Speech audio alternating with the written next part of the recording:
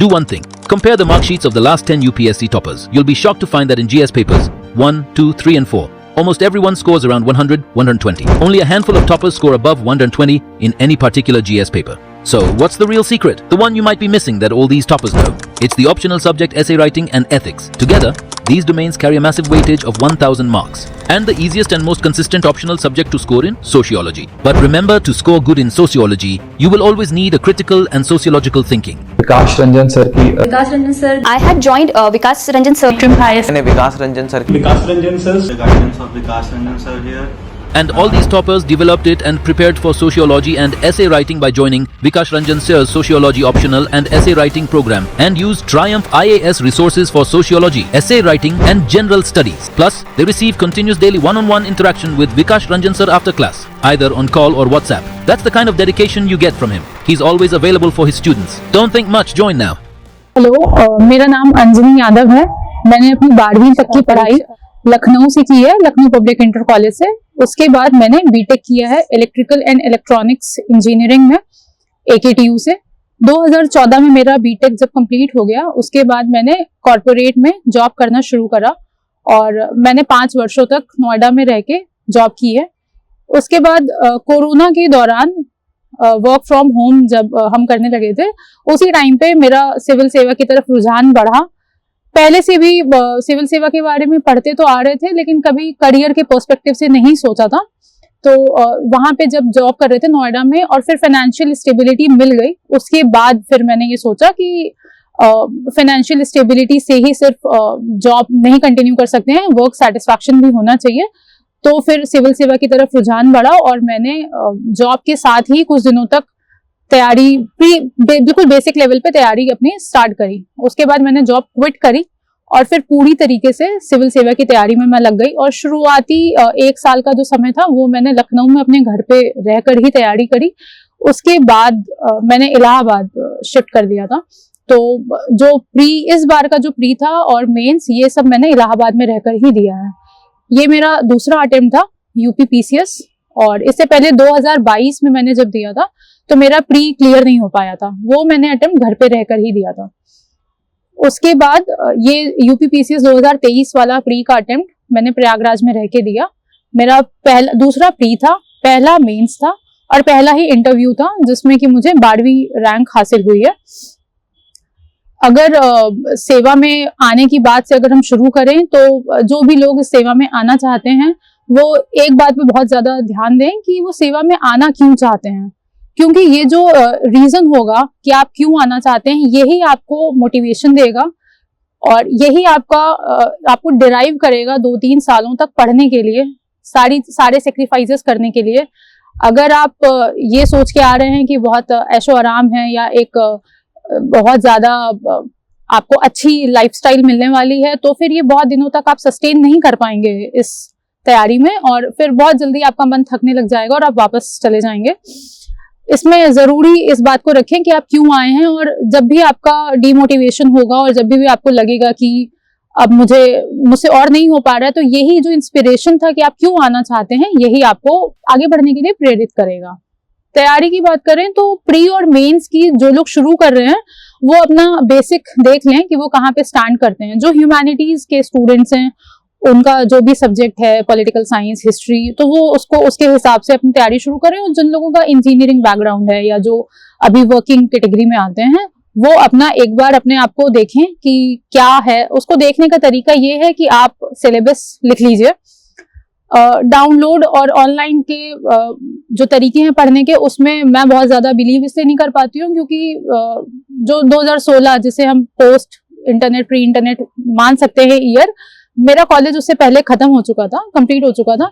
तो मैं ज्यादातर पेन पेपर और ऑफलाइन मोड पे बिलीव करती हूँ। तो आप सिलेबस को या तो डाउनलोड कर लीजिए या तो A4 शीट पे सब कुछ अलग अलग लिख लीजिए। प्री का सिलेबस, फिर GS 1 से लेके 6 तक का सबका सिलेबस लिख लीजिए। आप PYQs देख लीजिए कि किस तरह के क्वेश्चंस पूछे जा रहे हैं, चाहे वो प्री हो या फिर मेंस हो। जब आप ये पूरा एनालाइज करेंगे तो आपको ये पता चल जाएगा कि आप स्टैंड कहाँ पे करते हैं।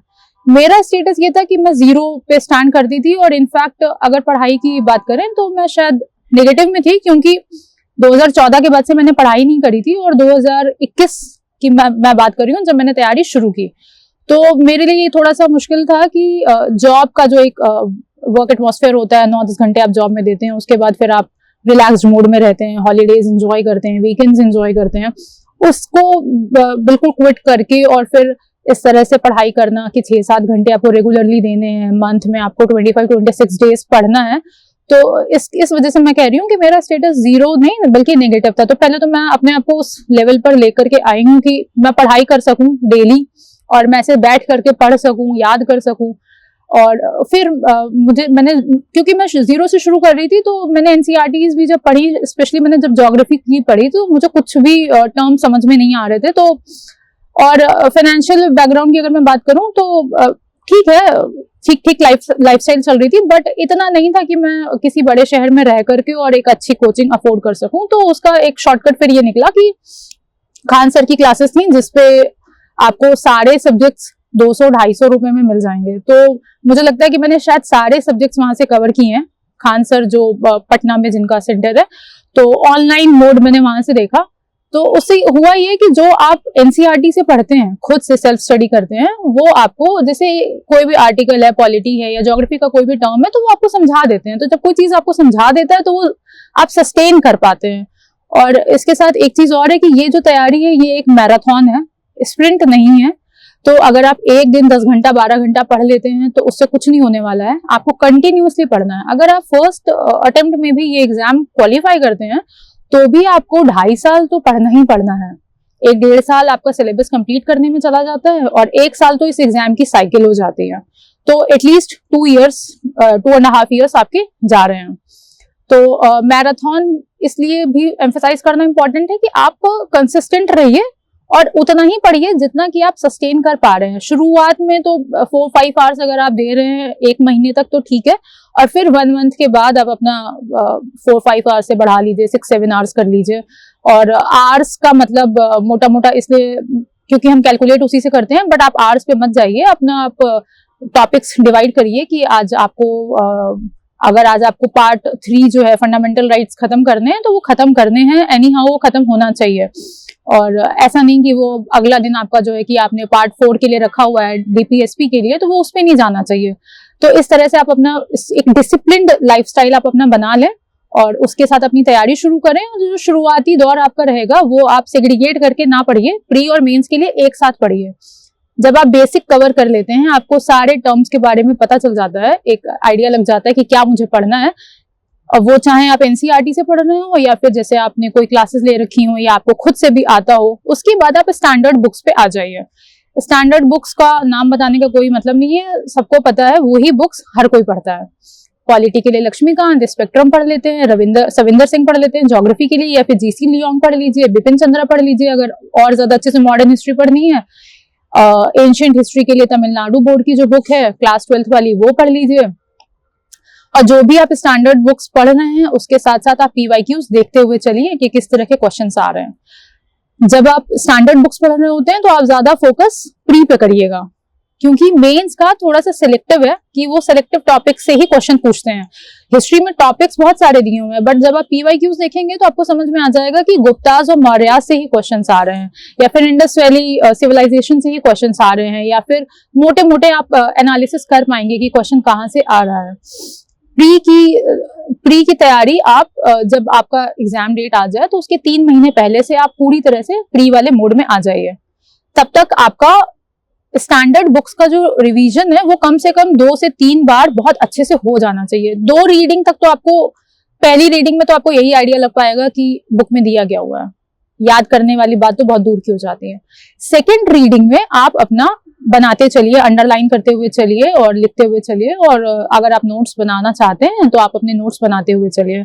सेकेंड रीडिंग में आपका ऐसा होना चाहिए कि आपको याद भी हो रही हैं चीजें, और आप उसको न्यूमेरिक्स बना करके या फिर जो भी आपका याद करने का तरीका है उससे आप याद करते हुए चलिए। 2-3 लोग अगर बैठ करके बात डिस्कस करके पढ़ाई करते हैं। जैसे कि आईआर, स्पेशली मैं और मेरी रूममेट आईआर को उस तरह से डिस्कस करते थे जैसे कि घरों की पंचायत हो रही होती है कि भाई अमेरिका ने ये कर दिया, चाइना ने ये कर दिया, अच्छा रशिया ये क्यों करना चाहता है। तो इससे होता क्या है कि आप सस्टेन कर पाते हैं, और आप जब लिखेंगे इसको मेंस में तो बहुत अच्छे से आप इसको प्रोसेस कर पा रहे होंगे, और आपको पता होगा कि एग्जैक्टली क्या लाइन आपको लिखनी है। प्री के लिए जब आप आ जाएंगे 2 महीने या 2.5 महीने पहले आप प्री पे आ जाइए।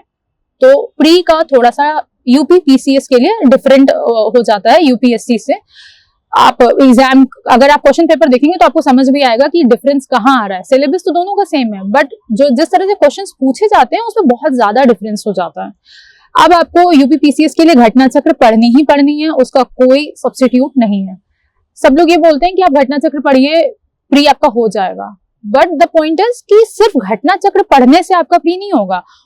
घटना चक्र is not a substitute for the standard books. Standard books आपको पढ़नी ही पड़ेंगी, क्योंकि घटना चक्र में वो मल्टीपल चॉइस क्वेश्चंस के हिसाब से दिया हुआ है, उसको आप रिलेट भी नहीं कर पाएंगे और आपको वो याद भी नहीं रहेगा बहुत टाइम तक।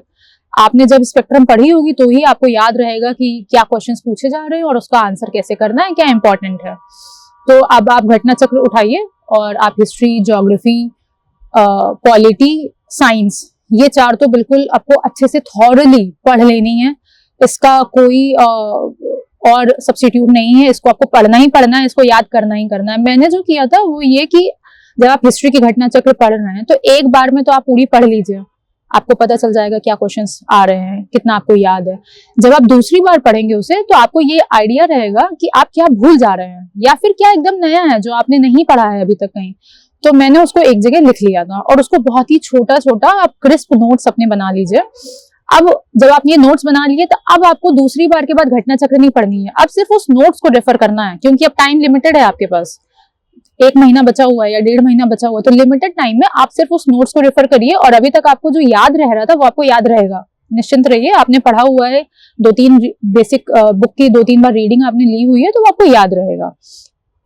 अब ऐसे ही आप हिस्ट्री के नोट्स बना लीजिए। मैप तो बहुत अच्छे से प्रैक्टिस करनी है। मैप के लिए आप ये कर सकते हैं कि जब आप अपनी तैयारी कर रहे होते हैं तो रात को सोते समय आप मैप देख लीजिए, ऑक्सफोर्ड की एटलिस्ट ले लीजिए और आप उसको मैप को ऐसे ही जब बेड टाइम आपका हो रहा है 10 बजे 11 बजे आप जब सोने जा रहे हैं तो आप उसको देख लीजिए कि आप जो भी वर्ल्ड मैप देख रहे हैं, इंडिया का मैप देख रहे हैं, ओशियंस देख रहे हैं, स्ट्रेट्स देख रहे हैं, या आप घास के मैदान देख रहे हैं, जो भी है उसको रात में देख करके आप सोएंगे तो उससे ये होता है कि आपकी जो स्लीप होती है उसमें वो ही आपके आता रहेगा। वो प्रोसेस होने का आप उसको टाइम दीजिए। जैसे कि आप खाना खाते हैं और उसको डाइजेस्ट होने के लिए टाइम देते हैं, ऐसे ही पढ़ाई के लिए भी है कि आप जो पढ़ रहे हैं उसको भी डाइजेस्ट करने के लिए आपको टाइम देना पड़ेगा।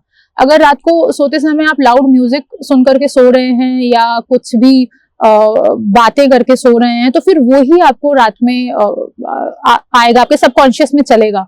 तो ये सब जो छोटी छोटी टेक्निक्स होती हैं कि आपके सबकॉन्शियस में क्या चल रहा है, ये सब काम आती हैं एलिमिनेशन के टाइम पे, जिसको हम कहते हैं तुक्का मारना। तो वो जो तुक्का हम मारते हैं वो ऐसे ही नहीं होता है कि आप अंधेरे में तीर मार दें, वो यही सबसे वो बिल्ड हो रहा होता है, आपके सबकॉन्शियस में चल रहा होता है, आपने कहीं पढ़ा होता है, आपको याद नहीं आता है कि कहाँ पढ़ा है, बट वो आपका गेस वर्क सही होता है, लगता है कि बी है तो वो बी होता है। तो आप ये घटना चक्र के नोट्स बना लीजिए, मैप्स बना लीजिए, और जब ये नोट्स आपके रेडी हो जाएंगे तो फिर आप सिर्फ इसी को रिवीजन अब इसका स्टार्ट करिए और इसी टाइम पे आपको मॉक देना शुरू कर देना है। तो जो आप मॉक देंगे वो मैं कोई ऐसे कोचिंग का मतलब नाम नहीं दूंगी कि इसका ही अच्छा है, चाहे वो दृष्टि का हो, चाहे वो ध्येय आईएएस का हो, जीएस वर्ल्ड का हो, सबका ही एक जैसा ही होता है। और मुझे तो अच्छे खासे क्वेश्चंस मिले थे, जो मैंने टेस्ट सीरीज दी थी, मैंने दृष्टि की और ध्येय आईएएस की दी थी और इससे मुझे अच्छे खासे क्वेश्चंस मिले थे। तो इससे क्वेश्चंस आपको मिलेंगे भी, और इन मॉक को लगाइए, घटना चक्र को पढ़िए, और इसके साथ साथ करंट अफेयर्स के लिए अगर हम बात करें तो करंट अफेयर्स आप मंथली मैगजीन अपनी देख लीजिए कौन सी आपको पढ़नी है। किसी कोचिंग की पढ़नी है तो उस कोचिंग की पढ़ लीजिए। ज्यादातर जो सब लोग पढ़ते हैं वो घटना चक्र की मैगजीन है, आई दृष्टि करके, तो उसको आप पढ़ लीजिए। अगर आपको ठीक लगती है उसको एक बार आप देख लीजिए स्टार्टिंग में कि कैसा आपको लग रहा है, और उससे मतलब मैक्सिमम क्वेश्चंस आपको उससे हो जाते हैं। और उसमें जिस तरह का करंट अफेयर्स दिया हुआ है आयोग उसी तरह का पूछता है। कुछ चेंजेस हो रहे हैं हर साल, बट इतने नहीं होंगे। वो उससे मेरा तो हो गया था। आप लोग अपना किसी कोचिंग का पढ़ रहे हो तो उससे देख लीजिए, नहीं तो आई दृष्टि से आपका हो जाएगा। और एक लिमिटेड सोर्स रखना है, ये सबसे इंपॉर्टेंट चीज है कि आप जैसे करंट अफेयर्स है तो इसकी 2 सोर्स रखिए, 2 से ज्यादा मत रखिएगा। एक आप ये वाली मैगजीन देख लीजिए, एक अपना कोचिंग का मटेरियल देख लीजिए, या फिर आप कुछ और रिसोर्स अपना रखना चाहते हैं, पूर्वावलोकन पढ़ना चाहते हैं, क्रॉनिकल पढ़ना चाहते हैं, कुछ और है वो आप देख लीजिए, लेकिन 2 से ज्यादा सोर्स मत रखिएगा। और बाकी भी बुक्स के लिए बहुत लिमिटेड सोर्स, एक बुक को आप 15 बार पढ़िए, लेकिन एक ही किताब पढ़िए। आप जितनी बार लक्ष्मीकांत पढ़ेंगे उतनी बार आपको उसमें कुछ नया देखने को मिलेगा, उतनी बार एक नई लाइन आपको मिलेगी। तो वो हर बार ही लगता रहता है कि ये तो छूट गया था, ये मैंने पहले कैसे नहीं देखा था, बट वो एक खूबसूरती है शायद इन स्टैंडर्ड बुक्स की।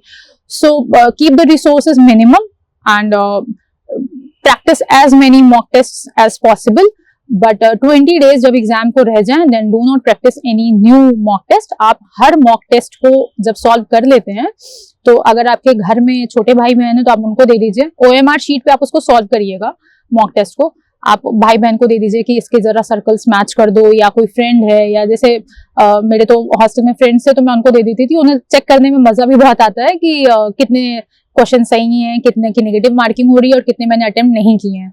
इससे क्या होगा कि आपका गेस वर्क अच्छा हो जाएगा, आप एलिमिनेशन टेक्निक जान जाएंगे। दूसरा होगा क्या कि आपको पता चलेगा कि कितने आप नेगेटिव कर रहे हैं और कितने आप क्वेश्चंस अटेम्प्ट ही नहीं कर रहे हैं, वो आपका बैलेंस बन जाएगा। तो आप हर मॉक टेस्ट को करने के बाद OMR शीट को एनालाइज करिए और देखिए कि क्या क्वेश्चंस गलत हैं। तो जैसे आपने घटना चक्र में आपको जो नहीं आता था उसके आपने पॉइंटर्स बनाए थे, ऐसे ही आप हर मॉक टेस्ट का एक पॉइंटर बनाइए कि जो क्वेश्चन पे आपने तुक्का मारा है और जो क्वेश्चन आपको नहीं आता था वो आप एक जगह लिख लीजिए और उसको रिवाइज करिए। अब ये आपका रिवीजन वाला मटेरियल एक A4 शीट पे बहुत आप छोटा छोटा लिख लीजिएगा, सो दैट कि क्योंकि वो ज्यादा ना हो जाए या ज्यादा ना, इसको आप रिवीजन पे रखिए, रोज इसको रिवीजन करना ही करना है। मॉक टेस्ट आप जितने दे सकते हैं आप दीजिए, बस ये है कि 20 दिन जब रह जाएंगे एग्जाम को फिर आप कोई मॉक टेस्ट मत दीजिएगा। फिर आपके पास ये जो सेलेक्टिव मटेरियल बचा हुआ है, चाहे वो करंट अफेयर्स का हो और हर घटना चक्र का हो, या फिर ये जो आपने मॉक टेस्ट दिए हैं इनसे आपका जो मटेरियल तैयार हुआ है, इसको आपको लास्ट के 20-15 डेज में सिर्फ रिवीजन ही करना है, कुछ भी नया नहीं पढ़ना है। न्यूज़पेपर आप जो पढ़ रहे हैं उसको कंटिन्यू रख सकते हैं, लेकिन जैसे कि उस समय इतना कुछ वैसे ही होता है पढ़ने को प्री के टाइम पे, तो 20 दिन पहले आप छोड़ सकते हैं न्यूज़पेपर को, वो आप बाद में पढ़ लीजिएगा, प्री के बाद इतना कुछ मिस नहीं हो जाएगा। न्यूज़पेपर आपका जो भी है, इंडियन एक्सप्रेस पढ़ते हैं, हिंदू पढ़ते हैं, या फिर आप हिंदी का कोई न्यूज़पेपर पढ़ते हैं तो आप उसकी कंटिन्यूटी बाद में बना लीजिएगा, 20 दिन पहले उसको जाने दीजिए। प्री को लेकर के आप यही 4-5 मोटी मोटी बातें हैं कि अपनी एलिमिनेशन टेक्निक को बढ़ाइए, वो ऐसे ही आपके सबकॉन्शियस माइंड में जब चीजें रह जाएंगी तभी आपका एलिमिनेशन अच्छा हो पाएगा। दूसरा, आप जो कितने क्वेश्चंस अटेम्प्ट करने होते हैं इस पे बहुत क्वेश्चन आता है, तो आप जैसे मेरा ये था कि मैं 140 मैंने अटेम्प्ट करे थे, इस बार मेरा शायद 140 प्लस था। जो यूपीपीसीएस 2022 था उसमें मैंने 110 क्वेश्चन अटेम्प्ट करे थे, अब उसमें से कुछ नेगेटिव भी हो गया और उसमें मुझे फिर 93 मार्क्स आई गेस मिले थे। तो आप 140 के आसपास अपना क्वेश्चन रखिए कि इतना मुझे अटेम्प्ट करना ही करना है, नहीं आता है तो भी अटेम्प्ट करिए, तुक्का लगाइए, एलिमिनेट करिए, कैसे भी करके उसको बढ़ाइए कि आप एटलीस्ट 140 तो कर पाए। मॉक का जो एक्चुअल पर्पस है वो यही है कि आपके नंबर ऑफ क्वेश्चंस इंक्रीज हो पाए। एलिमिनेशन टेक्निक हो गया, वही गेस वर्क हो गया कि कैसे आपको करना है, और हर मॉक को एनालाइज करना है। आप 20 मॉक दे देते हैं लेकिन उसको आप एनालाइज नहीं करते हैं तो उसका कोई पर्पस नहीं है। आप 10 मॉक दीजिए, 10 दे पाते हैं तो, लेकिन हर एक मॉक आपका एनालाइज होना चाहिए और हर मॉक में आपका प्रोग्रेस दिखना चाहिए कि ये मतलब 10वां मॉक 5वें मॉक से हर हाल में बेटर ही होना चाहिए। और प्री के लिए जो गलतियां होती हैं वो, जैसे मेरा तो गोला भरने में गलती हो जाती है, या फिर जैसे आप नोट नहीं पढ़ते हैं वो गलती हो जाती है। आजकल आयोग यूपीएससी के राह पे चल पड़ा है तो 2-3 स्टेटमेंट दे देता है, तो अगर हर क्वेश्चन में या कुछ क्वेश्चंस में 2-3 स्टेटमेंट हैं तो ऐसा लगता है कि जैसे 2 घंटे में 150 क्वेश्चन बहुत ज्यादा हो रहा है।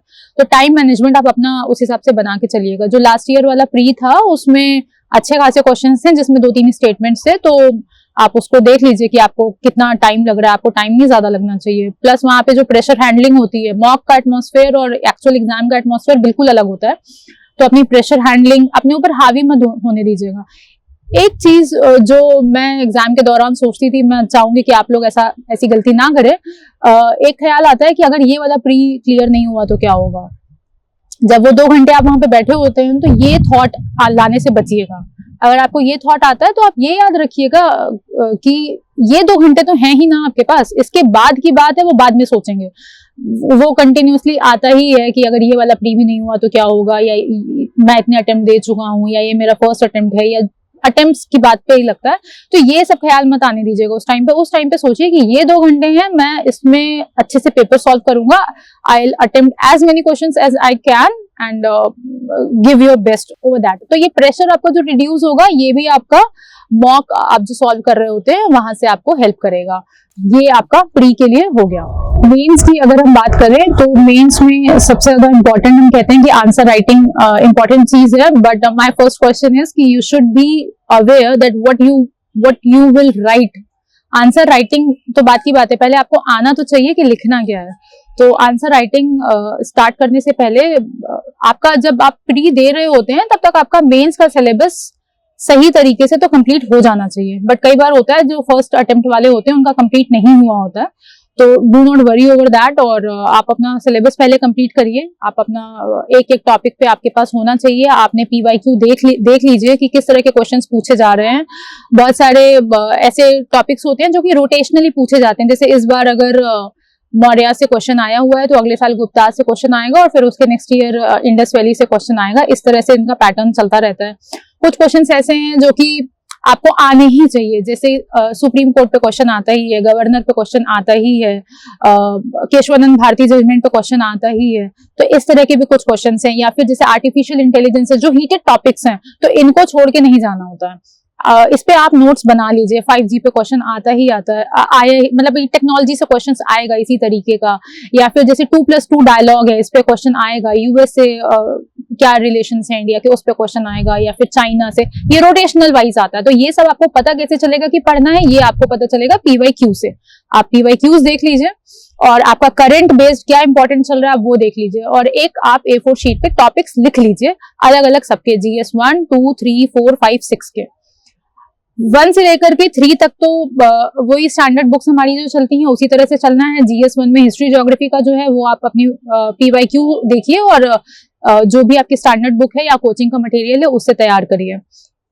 इंडियन सोसाइटी वाला जो पार्ट होता है वो आपका कहीं किसी किताब में नहीं मिलता है, और उसके लिए आपकी ओपिनियन जो बिल्डिंग है, आपका थॉट प्रोसेस कैसा है, आपकी आइडियोलॉजी कैसी है, वो सब मैटर करती है। और ये सब आपकी तैयारी के दौरान ही बिल्डअप होनी चाहिए, और आप तभी आप इसको एक अच्छे तरीके से लिख पाएंगे। आपका करंट अफेयर्स पे पकड़ आपकी कितनी है, आप एडिटोरियल कितना पढ़ रहे हैं, और किसी भी चीज को लेकर के आप मल्टी डायमेंशनली कितना सोच पा रहे हैं। उसका सोशल एस्पेक्ट, उसका पॉलिटिकल एस्पेक्ट, उसका एनवायरमेंटल एस्पेक्ट, उसका रिलीजियस एस्पेक्ट क्या होगा, गरीबों पे क्या प्रभाव पड़ेगा, जो बिजनेस क्लास है उस पे क्या प्रभाव पड़ेगा, मिडिल क्लास पे क्या प्रभाव पड़ेगा, स्टूडेंट्स पे क्या प्रभाव पड़ेगा। इस तरीके से सोचिए, उसके अलग अलग एंगल्स सोचिए, और हर टॉपिक का एक पॉजिटिव सोचिए, एक नेगेटिव सोचिए, और उसको कंक्लूड करिए हमेशा पॉजिटिव से। और अगर कोई ऐसी चीज है जिसका पॉजिटिव हो ही नहीं सकता, तो उसमें आप अपना ऑप्शन दीजिए कि ये हो सकता है, ये किया जा सकता है। आपका कंक्लूजन हमेशा पॉजिटिव नोट पे ही खत्म होना चाहिए। ईदर आप उस टॉपिक का पॉजिटिव बता रहे हो, ईदर आप कोई सोल्यूशन बता रहे हो। कभी भी नेगेटिव पे या ब्लैंक पे वो खत्म नहीं हो सकता है। इंट्रो क्या लिखना है, GS 1, 2, 3, 4, 5, 6 हर पेपर के लिए आप लिख लीजिए। जैसे कुछ पॉइंटर्स होंगे, GS 3 स्पेशली बहुत ही करंट अफेयर्स बेस्ड होता है, तो आप उसके लिए बना लीजिए। जैसे कि मैंने बना लिया था कि 2027 तक 1 ट्रिलियन इकोनॉमी यूपी को बनाना है, या सर्वधर्म संभाव आप लिखिए, वसुधैव कुटुंबकम लिखिए, G20 वाली बात लिखिए। यूपी में सबसे ज्यादा टूरिस्ट आए, टूरिस्ट पे क्वेश्चन आ ही रहा है आजकल, तो यूपी में सबसे ज्यादा टूरिस्ट आए। इस तरह का आप इंट्रो के लिए भी बना लीजिए और कंक्लूजन के लिए भी बना लीजिए हर पेपर का, और फिर आप उसको, आपके पास रेडी रहेगा वो पॉइंटर। और पॉइंटर में लिखना, आंसर राइटिंग करना ज्यादा सेफ रहता है, क्योंकि पैराग्राफ पढ़ने के लिए ना तो वहां पे किसी के पास टाइम है, और ना तो आपके पास इतना टाइम होगा कि आप पैराग्राफ में आंसर लिख पाएंगे, और ना तो आपका आंसर अट्रैक्टिव लगेगा पैराग्राफ में। तो आप पॉइंटर में लिखिए, और आप जब सिलेबस आपका कंप्लीट हो चुका है तो आप आंसर राइटिंग की प्रैक्टिस जब शुरू करें, शुरुआत से ही आप टाइमर लगाइए। सबसे पहले मैंने जो किया था, मैंने पूरा PYQ लिख लिया था। मतलब PYQs मैं पढ़ती थी, उसके आंसर्स भी पढ़ लेती थी, फिर उसको अपने हिसाब से मैं लिखती थी। तो उससे क्या हुआ, मेरा सारा PYQ कवर हो गया, कुछ टॉपिक्स उससे कवर हो गए, जो रह गया था वो फिर आपका जो आंसर राइटिंग की आप सीरीज लगाएंगे उससे आपका कवर हो जाएगा। 7 मिनट का टाइमर लगाइए और 11 मिनट का टाइमर लगाइए, 8 नंबर और 20 नंबर वाले क्वेश्चंस रिस्पेक्टिवली, और उसको प्रैक्टिस करिए। टेस्ट सीरीज करना बहुत ज्यादा इंपॉर्टेंट है, और क्योंकि वहां का एटमॉस्फेयर भी आपको पता चलेगा कि 3 घंटे में आप कितना लिख पा रहे हैं। मेक IAS हैं, उनकी आंसर राइटिंग सीरीज मैंने ज्वाइन करी थी। वो 2 तरह से करवाते हैं, एक तो करवाते हैं कि रिजल्ट भी नहीं आया होता उससे पहले एक शुरू हो जाती है, और वो डेली आंसर राइटिंग का है, डेली के टॉपिक्स दिए होते हैं। क्योंकि मेरा सिलेबस बहुत अच्छी तरह से कंप्लीट हो नहीं पाया था तो मैंने उसको ज्वाइन नहीं किया था। प्लस मुझे नहीं लगता था कि मुझे हर टॉपिक पे आंसर राइटिंग करने की जरूरत है, मेरा पर्सपेक्टिव ये था। मेरा था कि कुछ सेलेक्टिव टॉपिक्स हैं उन पे ही ज्यादा एम्फेसाइज करना चाहिए rather than going for everything under the sun. तो मैंने उनका हर पेपर के लिए दो टेस्ट देने थे, जैसे GS1 का 2, GS2 का 2 ऐसे करते हुए, और 2 ऐसे 2 हिंदी। मैंने ये वाली टेस्ट सीरीज लगाई थी जो कि अगस्त में स्टार्ट हुई थी, और सितंबर तक मैंने पेपर शुरू होने के 15 दिन पहले तक लिखा है उसको। तो 3 घंटे आप वहां पे जाइए, वहां के एटमॉस्फेयर में बैठिए। ये गलती नहीं करनी है कि टेस्ट सीरीज ले आनी है अपने घर पे और अपने कंफर्ट जोन में बैठ के लिखना है, नहीं। आप वहां पे जाइए, टेबल चेयर पे बैठिए, और भी स्टूडेंट्स लिख रहे होते हैं उनके साथ बैठिए और लिखिए। और ये इंश्योर करिए कि वो जो 3 घंटे का पेपर है वो आपका 2.5 आवर्स 245 मिनट्स इतने में कंप्लीट होना ही चाहिए। अगर 245 में आप नहीं कंप्लीट कर पा रहे हैं वहां पे, तो फिर आपको दिक्कत हो जाएगी आयोग में पेपर लिखने में, मेंस का जब आप फाइनल पेपर लिखेंगे। तो इसकी प्रैक्टिस आप करिए, और आंसर राइटिंग की आप जो भी फीडबैक मिले उस फीडबैक पे आपका जब आप दोबारा लिखेंगे, GS1 आपने लिख लिया, इस पे फीडबैक मिल गया, तो जब आप दोबारा लिखेंगे तो वो सब कुछ इंप्लीमेंट हो जाना चाहिए। जैसे मुझे फीडबैक मिल रहा था कि इंपॉर्टेंट वर्ड्स को अंडरलाइन कर दीजिए। शुरुआत जो मैंने पहला पेपर लिखा था उसमें मेरा पेन चलना बंद हो गया था, मैं बहुत तेज लिख रही थी और वो पेन उस तरह से नहीं चल पा रहा था, पेन चलना बंद हो गया। फिर मैंने दूसरे ब्लू पेन से लिखा, वो भी चलना बंद हो गया। फिर एंड के कुछ क्वेश्चंस मैंने पूरा ब्लैक पेन से लिखा। तो 3 तरह के पेन यूज होते हैं, उन्होंने फीडबैक में लिख दिया था कि यूज अ बेटर पेन और ये वो। तो इसका आप देख लीजिएगा कि कौन सा पेन सही चल रहा है। जैसे कि विन गाइड का एक पेन आता है, मैंने वो यूज किया। फिर क्योंकि इतना एक्सपेरिमेंट हो गया था मॉक के टाइम पे, आंसर राइटिंग के टाइम पे, तो मैंने उसको फाइनल एग्जाम में यूज किया था। आपको इस तरह के सजेशंस मिलेंगे कि आप ब्लैक यूज करिए। आप देखिए कि आपकी स्पीड, ये मैटर नहीं करता है कि आपने ब्लैक यूज किया है, यानी सबसे इंपॉर्टेंट तो ये हो जाता है कि आप पेपर कंप्लीट करिए। GS3 का इस बार का जो पेपर था मेंस का, मुझे लगता है बहुत ही कम लोगों का वो कंप्लीट हो पाया है, और जिनका कंप्लीट हो पाया शायद उनका मेंस फिर निकल गया होगा। वो बहुत डिफिकल्ट पेपर था, बहुत लेंदी पेपर था, बहुत ही करंट अफेयर्स बेस्ड पेपर था। तो उतने 7 मिनट में आपको क्वेश्चन पढ़ना है, इंट्रो, बॉडी, कंक्लूजन सोचना है और उसको लिख देना है, मैप बनाना है, डायग्राम बनाने हैं, फ्लो चार्ट बनाने हैं। जितने ज्यादा आप बना पाए उतने आपको बनाना है। जितना इंप्रेसिव अपने आंसर को बना पाएंगे उतना इंप्रेसिव बनाइए। कुछ भी नहीं समझ में आ रहा तब भी कुछ तो वेन डायग्राम बनाइए, गोला बनाइए, मतलब ऐसे फालतू नहीं कुछ बना देना, मतलब कुछ भी रिलेटेबल उससे होना चाहिए। जितना ज्यादा आप ये सब बनाएंगे, फ्लो चार्ट्स बनाएंगे, मैप्स बनाएंगे, उतना, जैसे श्रावस्ती पे क्वेश्चन था कि या अयोध्या पे क्वेश्चन आया है, तो आप कुछ मत करिए। यूपी का जो पेपर है GS5, उसमें अगर अयोध्या से रिलेटेड कोई क्वेश्चन पूछे तो आप यूपी का मैप बना दीजिए और उसमें अयोध्या दिखा दीजिए कि कहाँ पे है।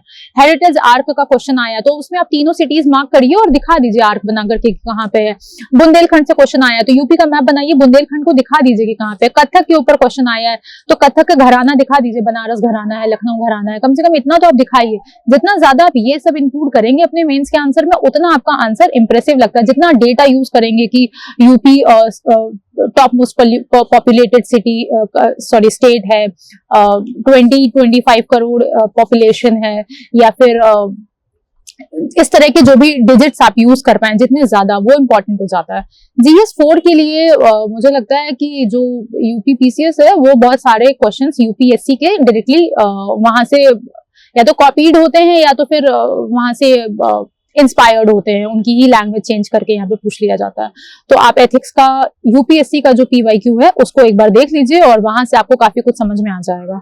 एथिक्स के लिए आप सारे पॉइंटर्स को एक बार समझ लीजिए, आपको या तो YouTube पे मिल जाएगा या तो कोई फ्रेंड है या फिर किसी, आप जैसे क्रैश, मैंने क्या किया था, मेंस का क्रैश कोर्स ज्वाइन करा था दृष्टि IAS का, तो वो बहुत ही कम पैसे में भी हो गया था, 15-16 हजार रुपए में हो गया था। और वहां से मुझे सेलेक्टिव टॉपिक्स भी मिल गए थे क्योंकि मैंने प्री तो खुद से ही पढ़ लिया था और मेंस का मुझे जो जिस तरह का मटेरियल चाहिए था, मुझे वहां से क्लास के नोट्स मिल गए थे, मैंने उससे बना लिए। तो ऑनलाइन क्लास मैंने ज्वाइन की थी, और प्लस वो क्रैश कोर्स था तो मुझे टाइम भी कम लगा था।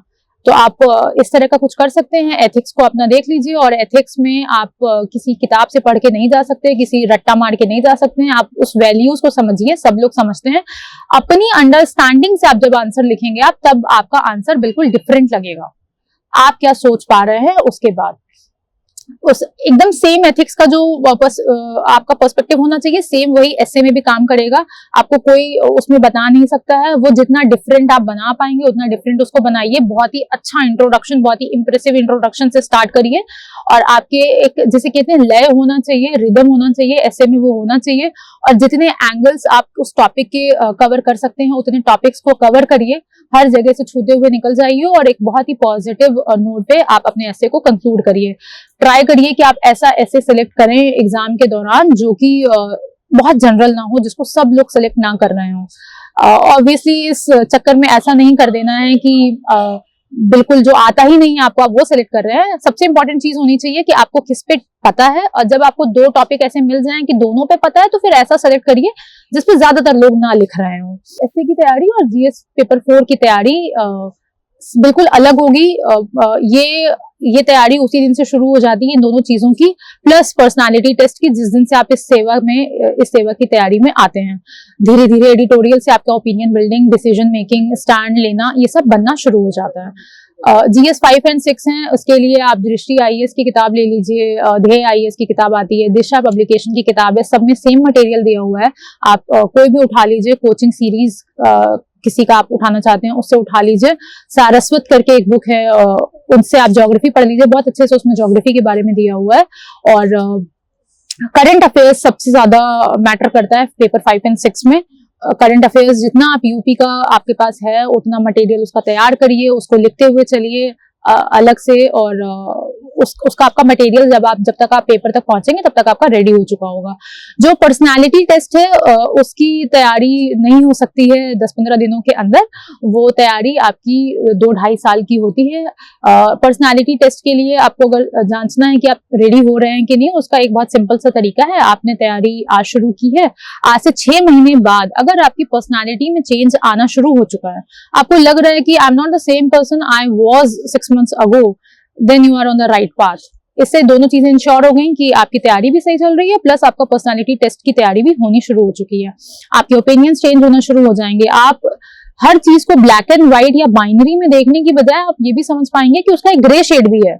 जरूरी नहीं कि हर चीज अच्छी या गलत ही, बुरी ही हो, गलत या सही ही हो, एक मिडिल पाथ भी तो हो सकता है। आपको जब आप पढ़ेंगे तो आपको बुद्धिज्म का जो मध्यम मार्ग है वो बहुत ज्यादा आपको इंप्रेसिव लगेगा, और आपको लगेगा लाइफ में सबसे इंपॉर्टेंट कोई चीज है तो वो शायद यही है, मध्यम मार्ग। आप हर चीज का एक मिडिल पाथ निकालिए, और उस मिडिल पाथ को एक एडमिनिस्ट्रेटर की शायद सबसे इंपॉर्टेंट क्वालिटी यही होती है कि वो मिडिल पाथ लेता है, दोनों एक्सट्रीम्स पे जाने से बचता है, और एक मिडिल पाथ से रूल कर पाता है या मैनेज कर पाता है, या सेवा में रहते हुए एक अच्छा प्रशासक बन पाता है।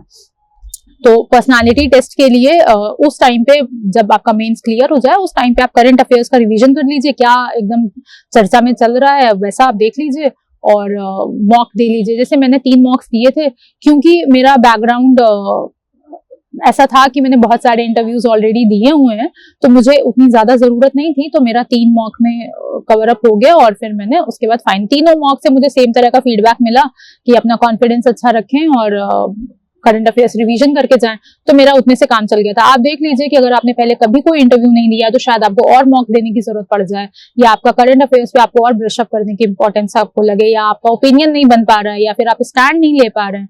तो अपना एक धरातल देखिए कि आप कहाँ पे स्टैंड कर रहे हैं, और उससे आप आगे बढ़िए।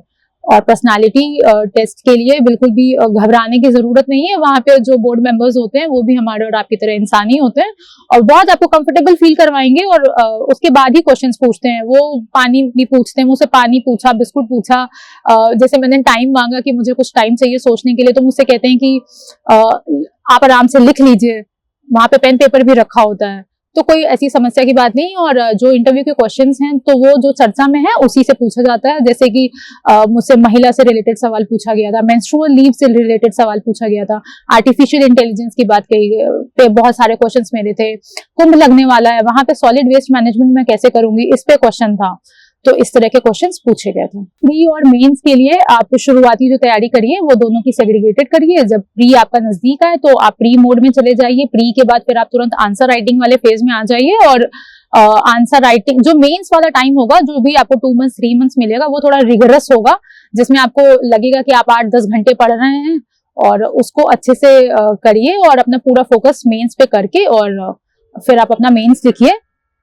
और इंटरव्यू तक आते आते आपका इतना आपने मेंस में पढ़ लिया होगा कि आपका खुद बहुत अच्छा ओपिनियन बन चुका होता है और बहुत अच्छे से आप अपनी बात को रख पा रहे होते हैं, प्रेजेंटेशन बहुत अच्छा हो जाता है। तो बिल्कुल भी उसमें घबराने वाली बात नहीं। आप अपनी बहुत all the best wishes for every aspirant and thank you for watching daily knowledge track.